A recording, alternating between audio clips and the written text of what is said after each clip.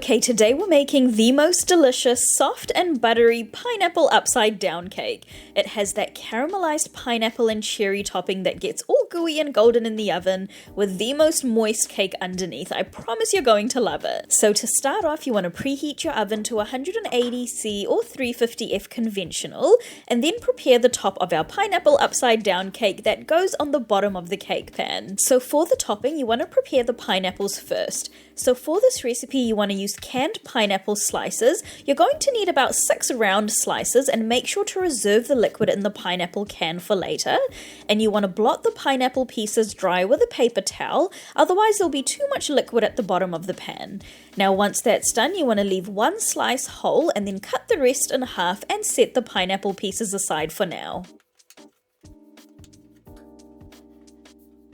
Next, you want to grab an 8x3" cake pan and pour 42 grams or 3 tablespoons of melted unsalted butter on the bottom and swirl it around so that the entire bottom and sides of the pan are coated in the butter.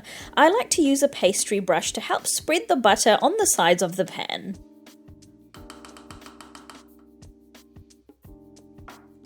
Once that's done, you want to evenly sprinkle 80 grams or a third cup of soft light brown sugar evenly over the butter that's on the bottom of the pan, and then once that's done, you want to arrange the pineapple pieces on the bottom of the pan. You can honestly do this in whichever pattern that you like. I like to place the full round pineapple slice in the middle and then arrange the half slices around the middle slice to kind of create like a flower pattern. Once that's done, the last step for the bottom is to place maraschino or glacé cherries in the gaps. For this particular pattern, you're going to need around 11 cherries, but you can add more or less based on the pattern that you choose. Okay, so that is the bottom of my pan all prepped. How beautiful does that look? And now you just want to set the pan aside while we work on the batter. So for the batter, we're going to start by sifting our dry ingredients. So I've got 150 grams or 1 1/4 cups of plain all-purpose flour, 30 grams or a 1/4 cup of cornstarch, 3/4 of a teaspoon of baking powder, a 1/4 teaspoon of baking soda, and a 1/4 teaspoon of salt.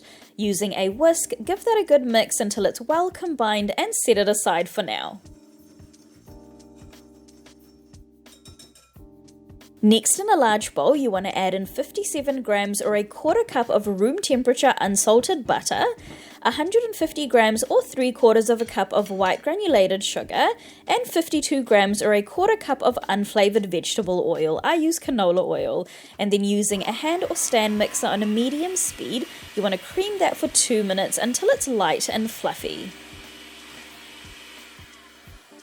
Next, you want to add in 1 large room temperature egg and mix that in on a low speed until well combined. Now next you want to add in 57 grams or a 1/4 cup of pineapple juice from the canned pineapple that we prepared earlier, 1 teaspoon of vanilla, and 57 grams or a 1/4 cup of room temperature Greek yogurt. And again, mix that in until well combined. Now you want to get any of the batter off of your attachments because the rest of the mixing we're going to be doing by hand. So to finish off the batter, you want to add the sifted dry ingredients from earlier to the wet ingredients, and then using a spatula, gently fold until just combined. You don't want to overmix, so only mix until you can't see any more streaks of unmixed flour and the batter is uniform. So once the batter is done, you want to transfer it to the cake pan, placing it on top of the pineapple and cherry layer that we prepared earlier. Now once it's all in, you want to even out the top as best you can, and then drop the cake tin lightly on the counter once to remove any large air bubbles, and then your cake is ready to go into our preheated oven uncovered for 30 minutes. And then at the 30-minute mark, cover the top of the pan with a loose piece of foil so it doesn't trap any steam, and bake for a further 35 minutes or until a toothpick comes out clean, or with a few moist crumbs on it.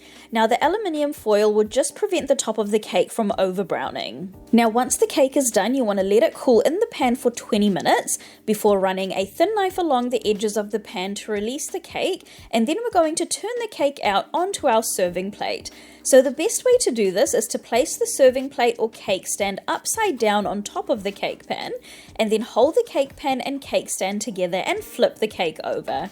Now once that's done, you want to carefully lift up the pan and the cake should be sitting on the cake stand with that beautiful pineapple layer on the top.